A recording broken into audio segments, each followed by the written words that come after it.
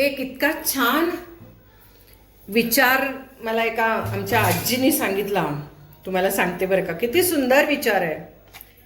काही वेळेला आपल्याला एखाद्या व्यक्तीचा त्रास होत असतो, म्हणजे ती व्यक्ती त्रास देते असं नाही, त्या व्यक्तीचं वागणं आपल्याला पटत नाही. काही वेळेला काही व्यक्ती जाणून बुजून आपल्याला दुखावतात, आपल्याला मनाला लागेल असं वागतात, त्याचा आपल्याला त्रास होतो ना. मग त्या आपल्या सहजच आमचा गप्पा चाललेल्या असतात गार्डनमध्ये, तुम्हाला माहिती आहे. तर त्या आजी म्हणल्या, त्या व्यक्तीचा रागराग करायचा नाही. जी व्यक्ती तुम्हाला खूप जास्त त्रास देते असं तुम्हाला वाटतं, तुम्हाला वाटत असतं की ती तुम्हाला त्रास देते, कारण तुमच्या मनासारखं ती वागत नाही म्हणून तुम्हाला त्रास होतो ना. त्या व्यक्तीला ते योग्यच वाटत असतं म्हणून ती व्यक्ती तसं वागत असते.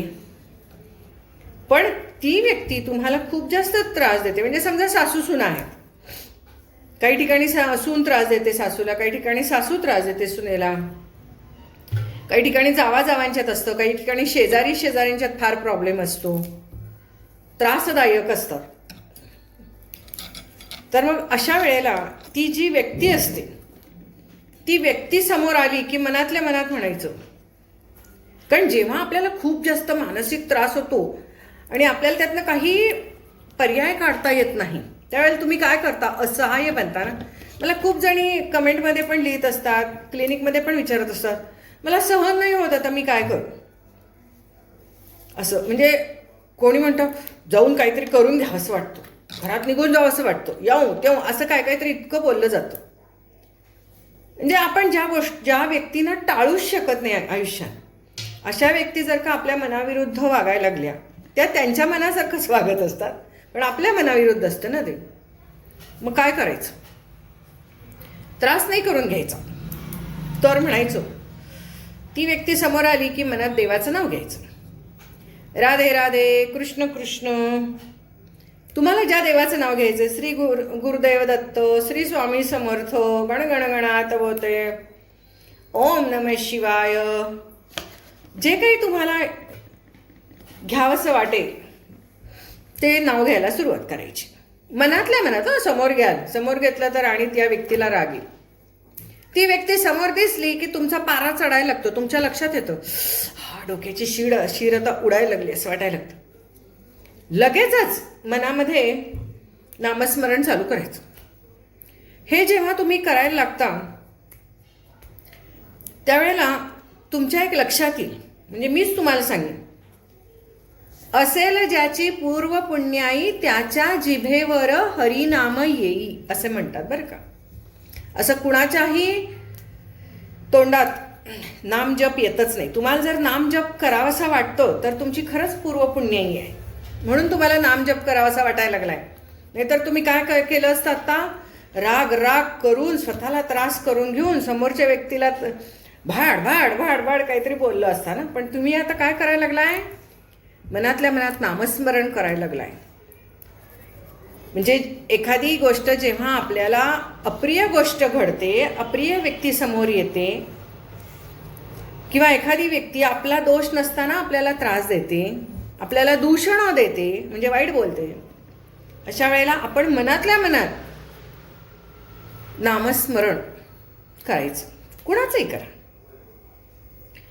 आणि ते करायला लागल्यावरती मग हळूहळू तुम्हाला लक्षात येईल की आजकाल आपलं नामस्मरण वाढत चाललेलं लक्षात येईल तुमच्या. म्हणजे डोक्याला त्रास करून घ्यायच्या ऐवजी आपलं नामस्मरण वाढत चाललेलं आहे. आणि जसं जसं तुमचं नामस्मरण वाढत जाईल, तुमच्या मेंदूला ही सवय लागेल, तसं तसं त्या व्यक्तीचा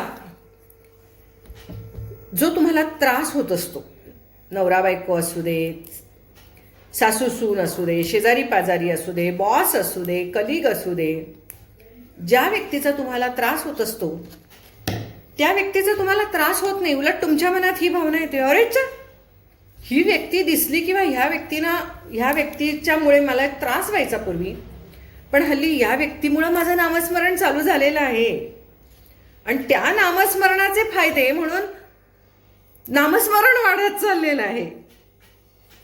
नामस्मरणाचा फायदा काय की नामस्मरण करावंसं वाटणं, त्यात आनंद वाटणं, म्हणजे उलट ती व्यक्ती कुठे ना कुठेतरी तुम्हाला नामस्मरण करण्याची आठवण करून देते. असा प्रवास सुरू होतो. आणि मग नामस्मरणाचे फायदे हा विषय तुम्हाला माहितीच आहे हो.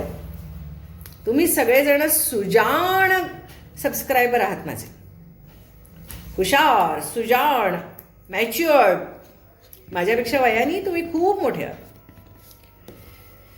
तर तुमच्या लक्षात येतं, अरे मन शांत व्हायला लागलेलं आहे, आपल्याला या गोष्टींचा त्रास होत होता, पण त्याच्यामुळे आपण रिॲक्ट होत नाही आहे. आपण त्याच्यामुळे त्याला काही असा प्रतिक्रिया देत नाही आहे आणि त्यामुळे कुठे ना कुठेतरी आपल्याला मनशांती लाभते. आपल्याला मनशांती लागते आणि हेच महत्त्वाचं आहे ना. दुसऱ्याला काय वाटतं, दुसऱ्याच्यात फरक करणं याच्यापेक्षा आपल्याला मनशांती लाभणं हे जास्त महत्त्वाचं आहे. तर यापुढे जेव्हा जेव्हा एखादी अप्रिय घटना वारंवार तुमच्या बाबतीत घडत असेल किंवा अप्रिय व्यक्ती वारंवार तुम्हाला त्रास देतात असं तुम्हाला वाटत असेल, तर सरळ मनातल्या मनात नामस्मरण सुरू करा. सुरुवातीला ते लक्षात येत नाही, पण ते नंतर हळूहळू तीच व्यक्ती समोर दिसली की तुम्ही नामस्मरण चालू करता. तुमचं नामस्मरण वाढायला लागतं आणि कुठेतरी वाटतं, अरे बापरे, ही व्यक्ती माझ्या आयुष्यात आहे म्हणून माझं नामस्मरण होते. ती व्यक्ती मला आठवण करून देते. थँक्स. त्या व्यक्तीला मनातल्या मनात तुम्ही थँक्स म्हणायला लागता. अरे इच्छा, मी मगासपासून नामस्मरण केलंच नव्हतं, बरं झालं आता आठवण करून दिली. असं करायचं बरं का. सगळ्यात ना पॉझिटिव्ह मार्ग काढायचे. खूप मज्जा येते, करून बघा. मला खूप जण काय काय लिहित असतात आणि त्यावरती मी असे छान छान तुम्हाला अगदी मन घट्ट करून धीर गंभीरपणे ध्यानमग्न होऊन तुम्ही नामस्मरण केलं काय, किंवा हसत खेळत एन्जॉय म्हणून नामस्मरण केलं काय. नामस्मरण हे नामस्मरणच आहे. त्याचे जे फायदे आहेत तेच तुम्हाला होणार आहेत. बाकीचे आपल्याला आध्यात्मिक फायदे राहू देत. मन तर शांत राहतंय की नाही. मन शांत राहतं आणि आपोआपच ती जी व्यक्ती असते त्या व्यक्तीकडे आपण एक असं रागाने बघत असतो, आली बाई समोर आता, असं म्हणून आता काहीतरी आपलं बिघडणार असं म्हणतो ना आपण. बऱ्याच वेळेला असं होतं की नाही, अरे इच्छा कामाला निघालो आणि ही व्यक्ती समोर आली की असं म्हणतो. त्याच्यापेक्षा नामस्मरण, लगेच नामस्मरण केलं की काय होतं, राग निघून जातो, नामस्मरण करायचं आठवण होते आणि थँक्स आपण सहज म्हणून जातो. बरं झालं बाई आठवण करून दिली, थँक्स म्हणतो आपण त्या व्यक्तीला. ग्रॅटिट्यूड, धन्यवाद, ही व्यक्ती माझ्या आयुष्यात आहे म्हणून माझं नामस्मरण चाललं आहे. आणि नामस्मरणाशिवाय काय आहे आयुष्यामध्ये.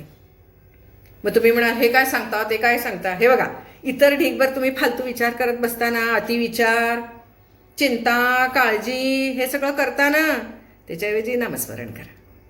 बघा, लाईफ असं बदलून जाईल. आयुष्यामध्ये ह्या सगळ्या गोष्टी आसपास आपल्या असणारच. त्याच्याकडे आपण कशा रीतीने बघतोय हे जास्त महत्त्वाचं, बरोबर.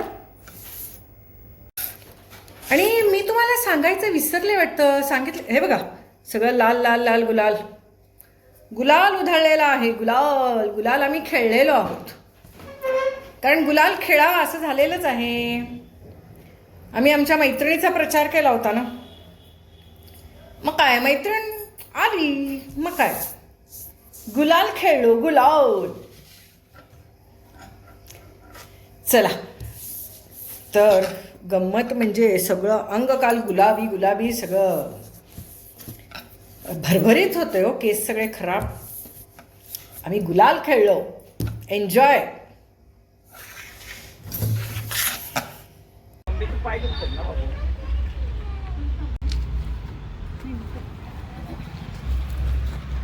मामी सुस्वागतम. आता नगरसेविका मामी म्हणून तुम्ही आत यायला लागलाय. राज